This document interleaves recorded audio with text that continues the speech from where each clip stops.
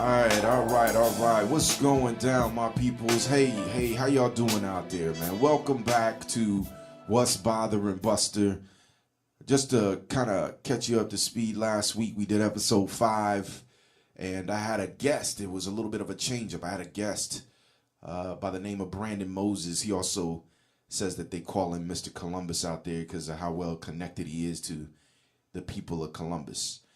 Serving his community as best he can through the knowledge of football. So that's what's up, man. Thanks for coming out, B, last week. I appreciated you, man. I really had a good time chopping it up with you about the Buckeyes, the aggressive nature of their fans, you know, what to look forward to for next season. It was fun, man. It was really, really cool. On another note, just a little bit of housekeeping stuff. I wanted you to know that I was kind of testing the waters to see if I would be doing 2 shows a week. As I have mentioned to you, I was doing shows on Mondays and Thursdays. Mondays being the community, Thursdays being development. I'm still going to do that, with the exception of having it on Thursdays. I'm going to just kind of switch it up back and forth from week to week, so that way you guys can kind of enjoy and listen and not feel overwhelmed by trying to have to go back and listen to multiple episodes in a week. But with that being said, I want to make sure that you're out there, that you're listening, and that you follow, share, and support. Follow me. You know, you can always follow me at fearlessstrategies.com. That's my website. You can go to Facebook and Instagram and follow me under Fearless Strategies. And then I also have my Twitter page out there with where the address is fearless_strat. So you can follow me in all those places. You can also email me, as I said. If you subscribe, you can do that, especially if you want to send any comments. So you can email me at fearless.strategies.com or fearless.strategies@gmail.com. I'm getting ahead of myself. So with everything going on, I really kind of wanted to get into some community stuff, man. Just some things that I noticed that was going on kind of in the community, and it's still kind of world news, or I shouldn't say world news. Yeah, maybe it is world news.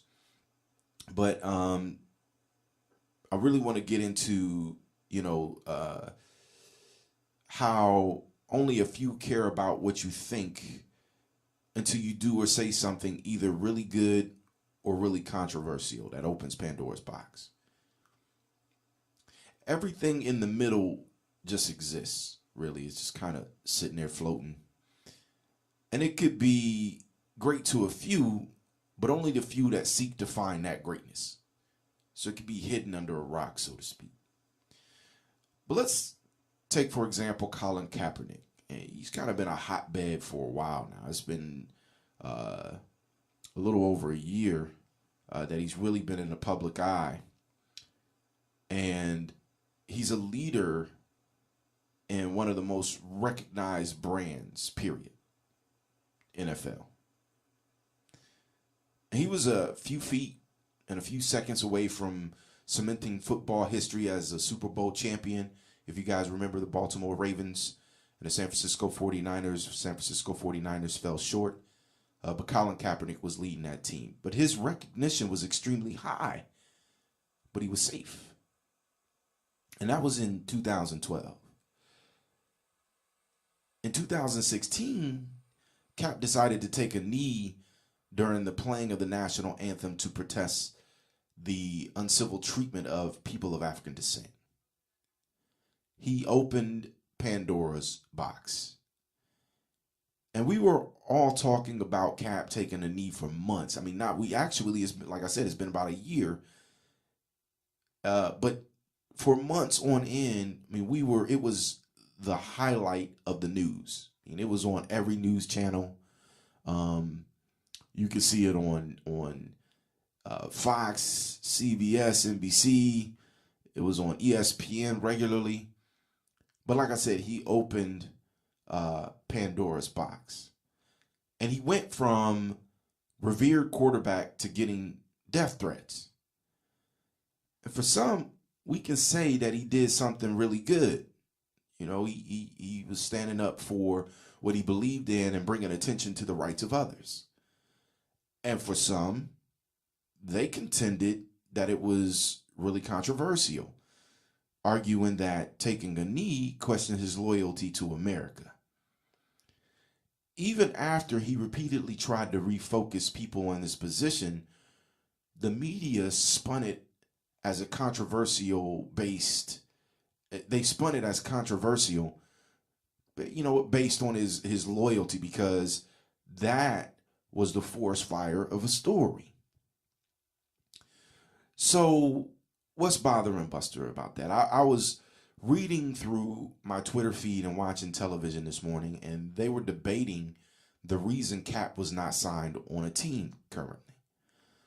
And the question of whether he was being blackballed by the NFL came into play. Now, I opened the segment discussing how only a few care about what you think until you do or say something either really good or really controversial. I would venture to say that in most cases, an NFL owner is going to side with money in this scenario, in this situation. So even though it could be something big, or he said something big or did something big, you're going to find that in most cases that most NFL owners, they're going to side with money. An owner is in the business of making money. We know that. So if the stadiums were filled with people of color, and that's who purchased their merchandise, their tickets and their merchandise, Cap would have a job. So instead of him being blackballed, I think he's being greenballed. The bottom line is the bottom dollar. This is why they own teams in the first place. They're worth billions of dollars. They flow toward the money. And they may be in position to lose not only ticket sales, but corporate sponsorships and other revenue that's unseen by the public eye. And even though Cap has softened his stance or his position on taking a knee, the millions of fans or paying fans that are protesting his position, which was the unrighteous treatment of people of African descent by police, the owners are saying, I will not let one man mess up my money. So as I said earlier, Cap is being greenballed. He being dollared out. But again, back to my original point, nobody cared until something really good or really controversial was said or done. And Cap was the perfect storm for this good thing that he was trying to do get turned into something controversial. But it didn't start until after something was done or said. So understanding this, I literally watched a man position himself for a 1 in 300 million chance to become president of the United States by building his current brand on controversy. Right? Y'all know who I'm talking about. Over the last 9 to 10 years, Trump has taken the position to be an adversary to Barack Obama. And he puts it out there. He constantly puts it out there. He questioned his educational background, his nationality, his political agendas. And quite frankly, it worked for him. It worked for Donald Trump. Well, why did it work? That's the question I kind of always ask myself. Why did it work? Because it fed on the beliefs of millions of Americans that America was slipping on its racial position of hierarchy, that is. Trump understands that if he says and does the most controversial things, it will raise the eyebrows of many, and he'll find people who will agree in that many to support his thoughts. And unfortunately, the controversy that he ignites, that's in the minds of many who fear the repercussions publicly. And they won't say it because of the public ridicule or even the violence that could follow a statement of such. But the fact of the matter is is that many of them, and I should say them as Trump supporters or who believe in that I get to say what I want to say, however I want to say it, and when I want to say it type philosophy, he found them and he found support through them, which is why he continually takes that position. He's still tweeting crazy stuff. He's still doing crazy stuff. And most of us look at it and we say to ourselves, like, man, Trump, he crazy. Or, he has an agenda to create this war, to do this or to do that. Man, that dude is really just in a position of trying to build his brand. And the more attention that he gets, the more it impacts his brand. He's building a legacy at this particular point in time. And presidency is just a part of that legacy that he's building. Another example of, people just basically doing and saying what they want to say to create this controversy to, kind of really make people feel like their statement matters. I don't know if you guys remember, but Jason Whitlock, well, let me back up. LeBron James' house in California was vandalized with the word nigger on it. And in that vandalism, one of the Fox analysts, name is Jason I think it's Fox Sports Network. Let me make sure that I'm correct with that. But anyway, Jason Whitlock, who is one of the analysts on there, basically said that LeBron didn't have the right to complain. He wasn't allowed to complain about racism against himself because he is rich and therefore he doesn't truly know the struggle. When I actually read that, I tweeted out to Jason Whitlock on my Twitter page, like, dude, you're dangerous to my people, because once you start placing $1 on who gets to treat you badly from a racial position, you become when you voice that, I mean, that's dangerous. So anyway, I say that all to say, here's this dude basically saying because you don't understand the struggle, because you're rich. And first of all, LeBron James wasn't raised rich. He wasn't in a position where he could impact millions of people when he was born. Matter of fact, man, he probably was just trying to survive just like everybody else. But for him to have the audacity to begin to question LeBron, I mean, that got news. That struck up news. And then a lot of people were talking about it.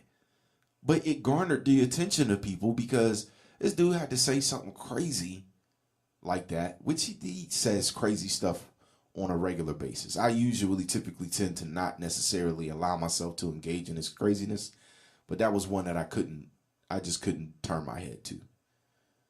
But Jason Whitlock basically said LeBron isn't allowed to complain about racism against himself because he's rich. And that doesn't give him the right to truly understand and know the struggle. I almost said some choice words. But it garnered the attention of people. You look at the Kardashians. The Kardashians' life is, while it may be great for them, they typically tend to be in the negative eye, the controversial eye for what they do. I mean, whether it's sexual, whether it's drug related, whether it's relationship related, whatever it might be, they continually stay in the public eye based on that scenario and that situation. And we continually allow that to occur, which, I mean, to each his own, but it kind of starts to paint this ideology of where we are. And as a society, we kind of bought into rewarding the controversy with our attention. I mean, you look at social media and you see millions of views or retweets from fights or people getting killed or ignorant comments. I mean, what it sounds like is people really like Pandora's box. And for those who don't know what Pandora's box is, it's a little bit of a tongue twister. Pandora's box, Pandora's box, Pandora's box. And you say it 3 times real fast and you're good, right? But it was an artifact in Greek mythology that contained all the evils of the world. And when you opened it, it generated many complicated problems as a result of unwise interference. That's pretty much in a summary of what Pandora's box is. But you see many people supporting, they'll go on there on their Twitter feeds and they'll react on their Twitter feeds. They'll go on their Facebooks. They'll like that on Facebook. But the truth to the matter is, it's the controversy that kind of steers us in that direction. And then, of course, there's some times where there's somebody says something good, and of course that grows. But in all reality, the most recognized is through controversial branding. And what happens is the good typically gets lost in translation in those scenarios. So let's say, for example, let's go back to Kaepernick, right? Because a lot of you are familiar with that story. Most people don't realize that one of the reasons why Kaepernick was standing up, I should say standing up, he was basically kneeling, which was standing up against what was being said in the national anthem. Most people don't realize that the national anthem had controversial language in it. And we had accepted that for years, but we didn't know the whole story. And when Kaepernick got wind of that story, that was part of it. He was saying, you know what, I can't stand for something that's not positioning itself to stand for me. So the anthem was part of that. It wasn't written for unity at all. But yet and still we embraced it, and we said, look, because of the fact that you're standing up against something that we've traditionally held in high regards, we're going to basically punish you for it. Or we're going to greenball you, as the NFL owners are doing to him right now. The awareness that he brought in regards to the venom in the anthem is more conscious among people of color who are saying, you know what, man, dang, is that really what's being said in there? But not just that. Let's take it, for example, the instances of abuse that people of color face on a regular basis by way of, police brutality. What was getting lost in his good was the fact that people were questioning his loyalty and knowing that he had a platform, one of the largest platforms that you can have with being an NFL player. So all of the good that he was trying to do was basically getting covered up by the controversy, which basically, it just kind of steamrolled itself into the biggest story that we had last year. I know this it's crazy. But when you look at that position and things like that, you have to say to yourself, like, if I really want to be in the public eye, if I really want to be somebody who gets the attention that I need, should I really start to introduce myself from a controversial branding standpoint? Here's another one. The balls. Now, not so much as the boys as it is LeVar, but now people are saying basically, I can't stand this dude. Why? Because he loves his kids, and he's basically saying, hey, my kid is as good, if not better, than anybody else's. And he's standing by that by seeing what they're able to produce. He's loving on them, and he's basically pushing them into the forefront. But one of the things that he uses is controversial branding. He basically positions himself to be able to get more media attention by bringing negative media attention or controversial media attention to himself by the things that he does. Today, he was in the news for saying something about women referees. And what most people will miss is what he was saying to a certain extent was, you need to be able to be considered as equal, if not more equal to anybody else. You need to be able to make sure that your stamina's up, that you're making the right calls, that you're doing the right things, because otherwise people are going to see you as different. Now, did his wording come out incorrect? Probably. But the truth to the matter is that a lot of times the challenge that you have in America is that if you are different in some kind of way, shape, form, or fashion, that's going to be recognized if all of the other areas aren't covered. You take Barack Obama, for example. We didn't see all of the controversy that we're seeing right now with the president, but let's flip those individuals. And let's say Barack Obama is doing all of the things that President Trump is doing. Wow, man. I mean, you want to talk about the perception of America. Oh, man, America is going down the tubes, And I'm not saying that it's not somewhat of the perception now, but imagine how accelerated that perception would be based on that.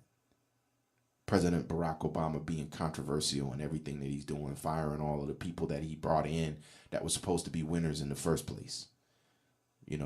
Nobody's questioning the judgment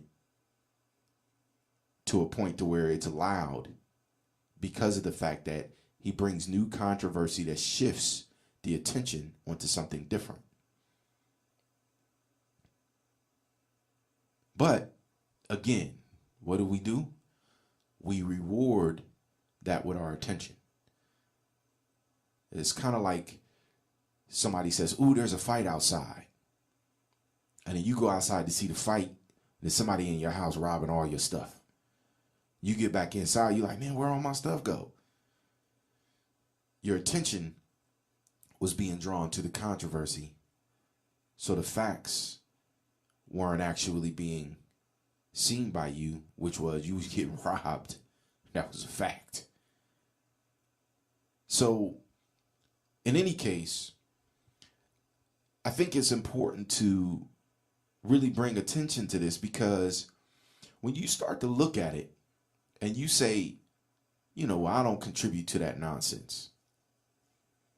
I'm not one of those people that puts myself in that position where I feel like I need to always see what's going on. When you look and you go through your own pages and you say to yourself, man, why did I like that? Or why is this getting this many views? Were you one of those people that viewed it? Were you one of those people that basically said, you know what, I need to show this to somebody else? You retweeted it or you put it on your Facebook page. You rewarded that controversy. So anyway, I really didn't want to get too far into making this about, you as an individual, more so than you seeing what the challenges are that are out here in regards to, us rewarding controversy. How we allow Pandora's box to really get open and allow all of the evils of Pandora's box to interfere with the good that is out there. And the challenge that makes is for the good that is out there, because the good might feel it doesn't have that same edge, we kind of overlook the good. And we don't necessarily see or feel the good. That's why so much good from the past is recycled, because people are just catching up to it. They're like, oh man, what he was saying was on point back then. And now we're saying, you know, like, oh shoot, let me dig further into that so I can see what's going on with it. But our ears are not in tune with the good unless, you know, it's out there publicly for, you gotta be one of those people to have 1 million followers for you to be able to say, damn, that's good right there. For somebody to want to say, yeah, I'm gonna mess with that, man, I need to go see what that person's saying.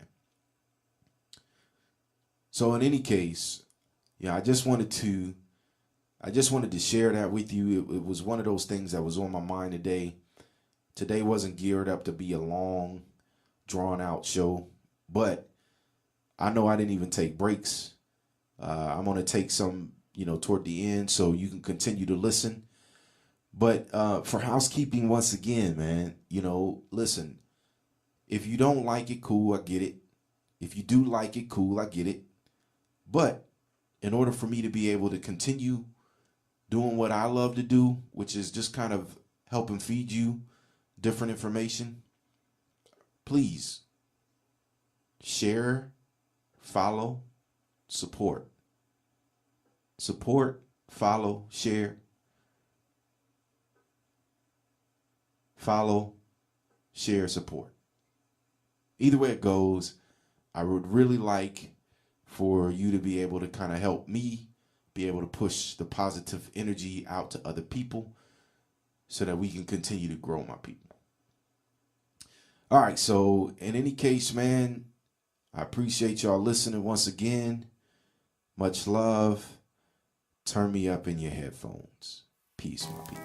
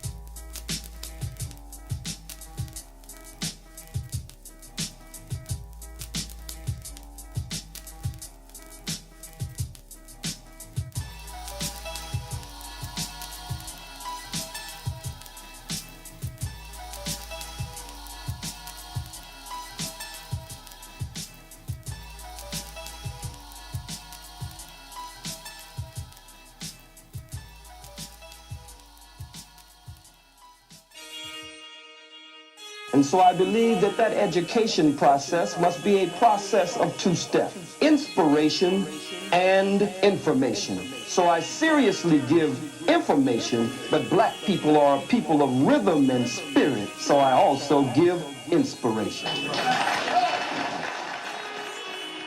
It's the new league for freedom.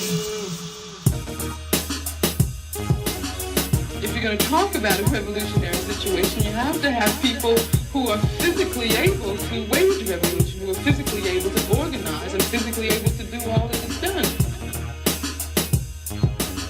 And we have come here because we share a common concern for the moral health of our nation.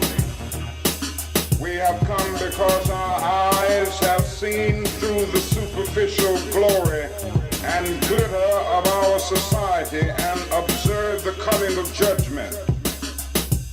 But we have come.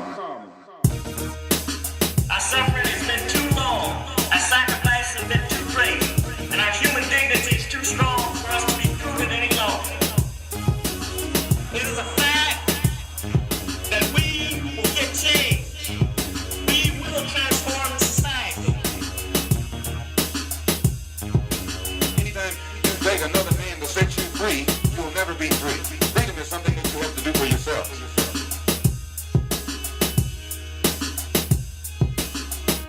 It's the new league for freedom.